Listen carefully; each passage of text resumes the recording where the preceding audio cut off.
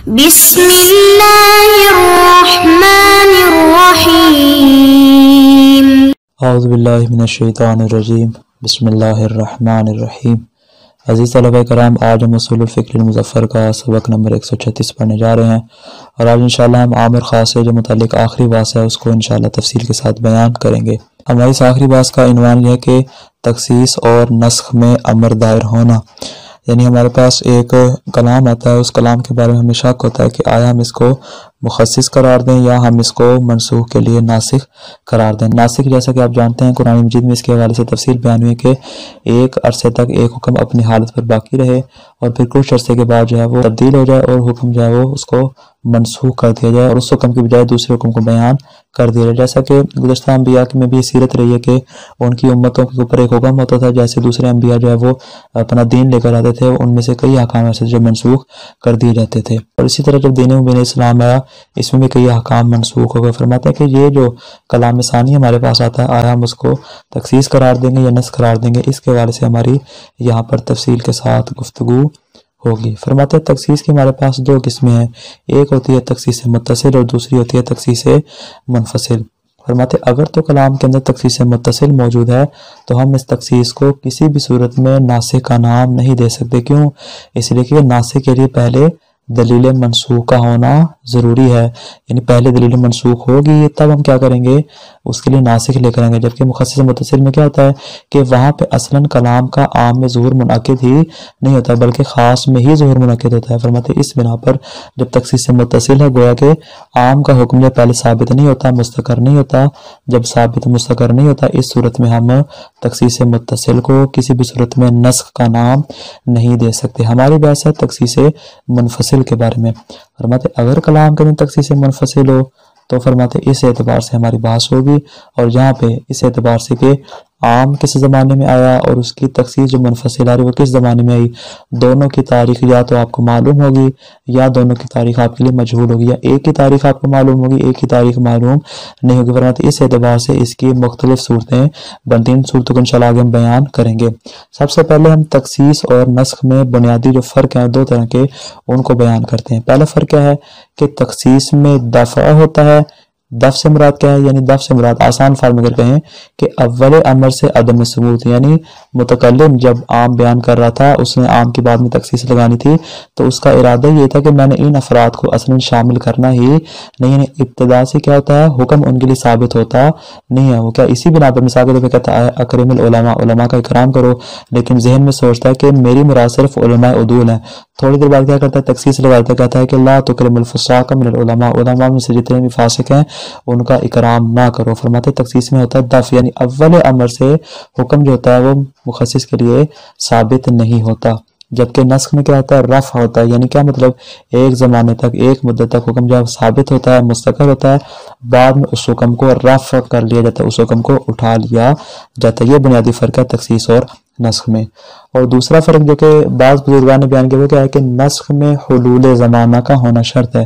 یعنی کیا مطلب جب عمل کا زمانہ آ جائے، مثال کے طور پہ ایک عام پہلے آیا، عام کے عمل کا زمانہ آ گیا، اب آپ اس کے اوپر عمل کرنے لگے تو کیا ہوا نسخ آ گیا۔ فرماتا ہے کہ جو بعد میں کلام ثانی آیا اس کو ہم نسخ قرار دیں گے۔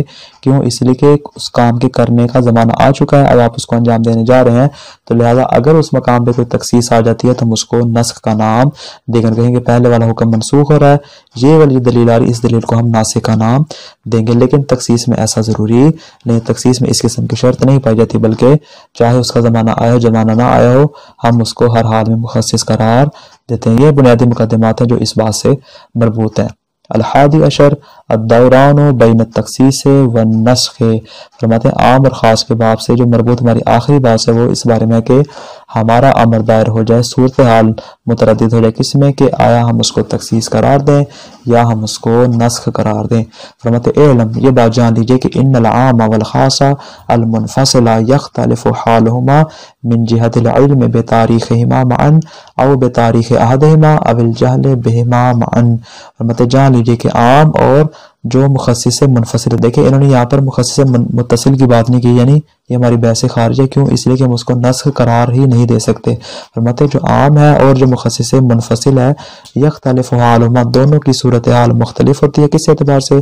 من جہت العلم بتاریخہما معا، جب آپ دونوں کی تاریخ کا علم رکھتے ہو، خاص اس تاریخ کو وارد ہوا تھا، حکم عام فلاں دن آیا تھا، اور بتاریخ احدہما، یا آپ ان دونوں میں سے کسی ایک کی تاریخ کو جانتے ہو، او الجہل بہما معا، یا آپ کو دونوں کی تاریخ اصلا معلوم نہ ہو۔ فرماتے یہ ہمارے پاس صورتیں ممکنہ آ جاتی ہیں۔ آگے فرماتے ہیں کہ اس میں علماء مختلف قسم کے حکام لگاتے ہیں، بطور اجمال بیان کریں، تفصیل انشاءاللہ آگے بیان کریں گے۔ فرماتے ہیں قد یقال فی بعض الاحوال، بعض احوال میں اور بعض صورتوں میں کیا کہا جاتا ہے؟ بتعیین ان یکون الخاص ناسخا للعام، کہ خاص جو ہوتا ہے وہ عام کے لیے ناسخ ہوتا ہے اور اس کو منسوخ کر دینے والا ہوتے ہیں۔ عام منسوخ ہو جائے گا اور خاص کیا بن جائے گا؟ ناسخ ہو جائے گا، یعنی اس کو معین کر دیتے ہیں کہ فلاں صورت میں جب ہوگا تو ہم خاص کو ناسخ ہی قرار دیں گے، ہم اس کو مخصص قرار نہیں دیں گے۔ کس صورت میں؟ فرماتے ہیں کہ جب عام پر عمل کرنے کا وقت آ گیا، آپ پر یعنی آپ عام کے اوپر عمل کرنے لگے تھے کہ فوراً کیا ہوا؟ دوسری دلیل کلام ثانی آ گیا، فرماتے ہیں ہم اس کو ناسخ قرار دیں گے، کیونکہ ہمیں ابھی شرط بیان کی کہ نسخ میں شرط ہے حلول وقت کا ہو جانا۔ فرماتے ہیں اس صورت میں کیا کرتے ہیں علماء؟ اس کو خاص کر دیتے ہیں دلیل کے ناسخ ہونے سے۔ اسی طرح فرماتے ہیں اور مخصصاً ایاہ، یہ دوسری صورت ہے کہ وہ معین کر دیتے ہیں کہ یہ جو یہاں پہ خاص آ رہا ہے وہ کیا بن رہا ہے؟ اس عام کے لیے مخصص بنا، ایاہ کی ضمیر جائے گی عام کی جانب کی، یہ خاص جو ہے وہ عام کے لیے مخصص قرار پا رہا ہے۔ کس صورت میں؟ فرماتے ہیں اس صورت میں کہ جب عام پر عمل کرنے سے قبل جو ہے وہ خاص کا حکم آ جاتا ہے، ابھی عمل کا وقت نہیں آیا تھا، اس سے پہلے کیا ہے؟ ایک دلیل ثانی آ جاتی ہے جو اس بات کو بیان کرتی ہے تمہارے اوپر ان افراد کے اوپر عمل کرنا ضروری ہے۔ فرماتے ہیں اس صورت میں ہم دلیل کو مخصص قرار دیں گے۔ البتہ فرماتے ہیں وَقَدْ يَقَعُ الشَّكُّ فِي بَعْضِ الصُّوَرِ، یہ آگئی چوتھی صورت۔ فرماتے ہیں کبھی کبھار شک واقع ہوتا ہے اس بات میں کہ بعض صورتوں میں آیا وہ ناسخ ہے یا پھر مخصص، ہمیں معلوم نہیں ہوتا کہ ہم اس کو ناسخ قرار دیں یا ہم اس کو مخصص قرار دیں۔ فرماتے ہیں وَلِتَفْصِيلِ الْحَالِ، اپنی صورتحال کو واضح کرنے کے لیے نقول ہم کہتے ہیں کیا؟ ان الخاص والعام من ناحیت تاریخ صدورہما لا یخلوان من 5 حالات۔ فرماتے ہیں خاص اور عام جو ہے وہ ان کے صدور کی تاریخ کے اعتبار سے 5 حالات سے خالی نہیں ہوتا۔ اب یہاں سے صورتیں بیان کرنے جا رہے ہیں جن صورتوں پر ہماری پوری بحث جو ہے وہ منحصر اور مربوط ہوگی۔ فرماتے ہیں فَإِمَّا أَن يَكُونَ مَعْلُومَيِّ التَّارِيخِ، فرماتے ہیں جو عام اور خاص ہے یا دونوں کے دونوں کیا ہوں؟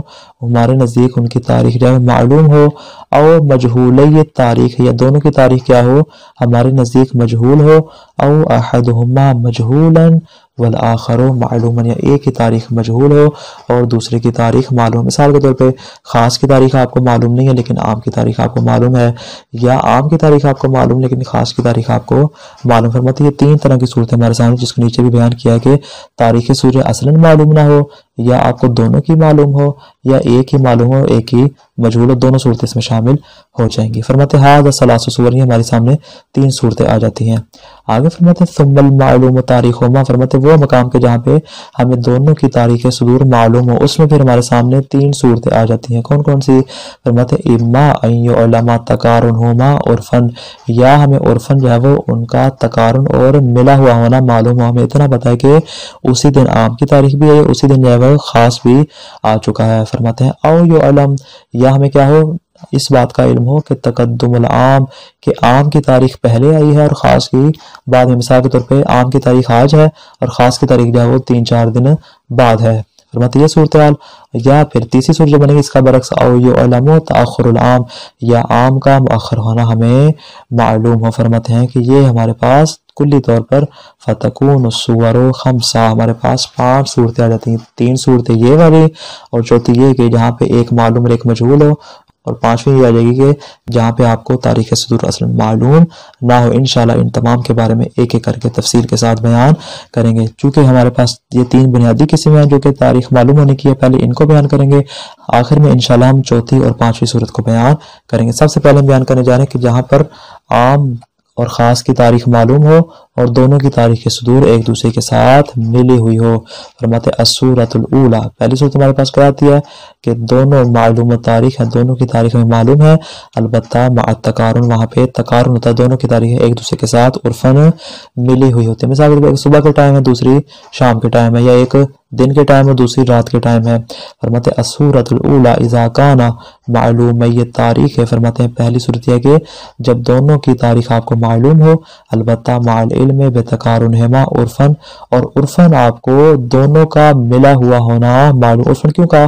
اس لیے کہ عرف جو ہے مطلق رہتا ہے، ایک دن میں ہو جائے مثال کے طور پر 2 دنوں کے اندر، فرماتے ہیں کہ عرف اس کو تقریباً متقارن ہی شمار کرتا ہے، ملا ہوا شمار کرتا ہے۔ فرماتے فإنہ لا مجال لتوہم النسخ فیہما، فرماتے ہیں دونوں میں، دونوں سے برات کہیں نہیں کہ جہاں پہ آپ کو دونوں کے بارے میں معلوم، فرماتے ہیں کہ دونوں صورتوں میں کسی کو بھی نسخ کا توہم کرنے کی مجال نہیں، یعنی کیا مطلب، اس صورت میں ہم اس کو ہر حال میں مخصص قرار دیں گے، ہم اس کو عام کے لیے ناسخ قرار نہیں دیں گے۔ کیا نتیجہ نکلا کہ اس مقام پہ جہاں پہ ایک ہی دن میں عام بھی آ جائے اور اسی دن خاص بھی آ جائے تو ہم دوسرے کو ناسخ قرار نہیں دیں گے بلکہ ہم اس کو مخصص قرار دیں گے۔ کیوں؟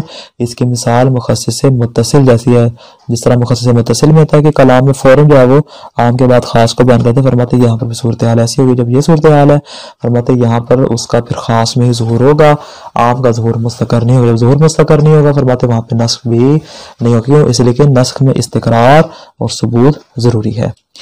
آگے فرماتے السورۃ الثانیہ، دوسری صورت ہمارے پاس کون سی آتی ہے؟ اذا کان معلومی تاریخ مع تقدم العام، فرماتے جب دونوں کی تاریخ معلوم ہو لیکن عام کیا ہو؟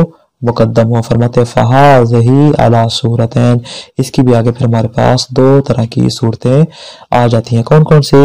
فرماتے پہلی صورت الاول، پہلی صورت کیا ہے کہ عام پر عمل کرنے سے قبل خاص آ جائے۔ ہم نے یہ کہا نا کہ عام مقدم ہو، ابھی آپ نے عام کے اوپر عمل نہیں کیا تھا، ابھی عام پر عمل کرنے کا زمانہ نہیں آیا تھا، ابھی عمل کرنے کے زمانے سے پہلے کیا ہے؟ خاص آ جائے۔ مثال کے طور پر مثال سے واضح کرتے ہیں، بدھ والے دن حکم ہے کہ اکرم العلماء یوم الجمعہ، کہ جمعہ جو آ رہا ہے 2 دن بعد، اس دن علماء کا اکرام کرنا تمہارے اوپر ضروری ہے۔ بدھ والے دن یہ حکم آ گیا۔ پھر جمعرات کو حکم ہے، ابھی جمعہ آیا نہیں ہے، ابھی جو عام پر عمل کرنے کا حکم ہے وہ ابھی 1 دن بعد، ابھی آیا نہیں ہے وقت۔ فرماتے ہیں جمعرات والے دن حکم کیا آتا ہے کہ لا تکرم الفساق من العلماء، علماء میں سے جو فاسق ہے ان کا اکرام نہ کرو۔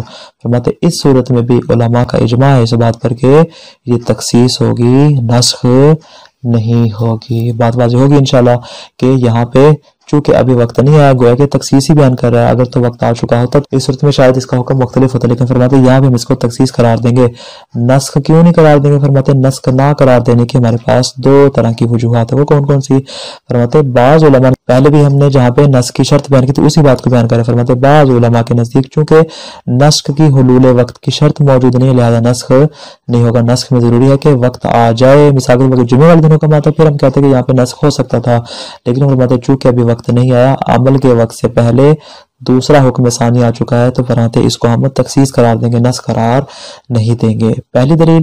دوسری وجہ یہ ہے کہ بعض علماء کے نزدیک امر جو ہے وہ تخصیص اور نسخ میں دائر ہوگا، اور جس مقام پہ نسخ اور تخصیص میں امر دائر ہو جائے ہم اس مقام پہ تخصیص کو نسخ سے اولا اور بہتر قرار دیتے ہیں۔ انشاءاللہ اس کی دلیلیں بھی آگے آئیں گے اور واضح بھی کریں گے کہ تخصیص ہر مقام پہ نسخ سے اولا کیوں ہوتی ہے۔ فرماتے ہیں الاول ان یکون ورود الخاص قبل العمل بالعام، فرماتے ہیں دلیل خاص جو وارد ہو رہی ہے وہ عام پر عمل کرنے سے پہلے وارد ہو جائے، ابھی عام پر عمل کرنے کا وقت نہیں ہے، اس سے قبل کیا ہے جو دلیل خاص وہ آن پہنچی ہے۔ فرماتے ہیں ظاہر، اس صورت میں ہم حکم کس بات کا لگائیں گے ظاہراً کہ انہ لا اشکال حینئذ فی حملہ علی التخصیص بغیر کلام، فرماتے ہیں اس میں کوئی شک نہیں کہ اس کو ہم تخصیص پر حمل کریں گے اور اس میں کسی کو کسی قسم کا اختلاف نہیں پایا جاتا، سب کے نزدیک ہم اس کو تخصیص پر ہی حمل کریں گے۔ آپ تخصیص پر حمل کیوں کریں گے؟ یہ جو 2 وجوہات میں نے بیان کی اس کو بیان کریں۔ فرماتے اما لان النسخ لا يكون قبل وقت العمل بالمنسوخ، فرماتے ہیں کہ منسوخ پر عمل کرنے سے پہلے جو ابھی وقت ہے فرماتے اس میں نسخ ہوتا نہیں ہے بلکہ نسخ میں حلول وقت کی شرط ہے، کما کی جیسا کہ بعض علماء نے نسخ میں یہ معتبر قرار دیا، یہ شرط قرار دی ہے۔ فرماتے یا تو یہ صورتحال ہے، واما یا ہم اس بنا پر کیا کر رہے ہیں، یہاں پہ تخصیص کا حکم لگا رہے ہیں کہ لأن الاولا فیہ التخصیص ہو، ہر مقام پہ جہاں پہ امر تخصیص اور نسخ میں دائر ہو جائے اس مقام پہ ہمیشہ تخصیص ہی اولویت اور حاکم ہوتی ہے اور اسی کا حکم لگایا جاتا ہے. کما سیاتی فی الصورت الآتیہ، انشاءاللہ جو اگلی صورت آئے گی اس میں انشاءاللہ اس کو پھر ہم تفصیل کے ساتھ بیان کریں گے. آگے فرماتے ہیں الثانی، اب یہاں سے دوسری صورت کو بیان کریں جا رہے ہیں. دوسری صورت ہمارے سامنے کیا آتی ہے؟ ان یکون ورودہ بعد وقت العمل بالعام، فرماتے ہیں جو ہمارے پاس جو خاص آ رہا ہے، جو تخصیص آ رہی ہے وہ عام پر عمل کرنے کے بعد آئے، یعنی عام کے عمل کا وقت آن پہنچا اور پھر کیا ہو جائے اس مقام پہ تخصیص ہے. مثال کے طور پر بدھ کو حکم ہے اکرم العلماء یوم الجمعہ، جمعہ کے دن علماء کا اکرام کرو. پھر جمعہ کے ہی دن یا صبح کے ٹائم یا ظہر کے وقت دوبارہ حکم آ جائے کہ لا تکرم الفساق من العلماء. فرماتے ہیں یہ والی جو صورتحال ہے یہ مشکل ترین صورت ہے. تمام صورتوں میں سے جتنی ہم نے صورتیں بیان کی ان میں سے مشکل ترین صورت ہے کہ جس میں اختلاف ہے کہ آیا اس کو ہم حتماً نسخ قرار دیں گے یا اس کو حتماً تخصیص قرار دیں گے، یا دونوں کا امکان موجود ہے تو تخصیص کو اولویت حاصل ہوگی یا پھر نسخ کو اولویت حاصل ہوگی. فرماتے ہیں الثانی ان یکون ورودہ بعد وقت العمل بالعام، فرماتے ہیں کہ جو خاص وارد ہو رہا ہے وہ عام کے عمل کے وقت کے بعد، یعنی وقت آن پہنچا ہے، جمعے کا دن جو وقت تھا اسی دن کیا ہے دوبارہ حکم آ جائے. فرماتے وہذہ صورت یا اشکال الصور، فرماتے تمام صورتوں میں سے مشکل ترین صورت ہے.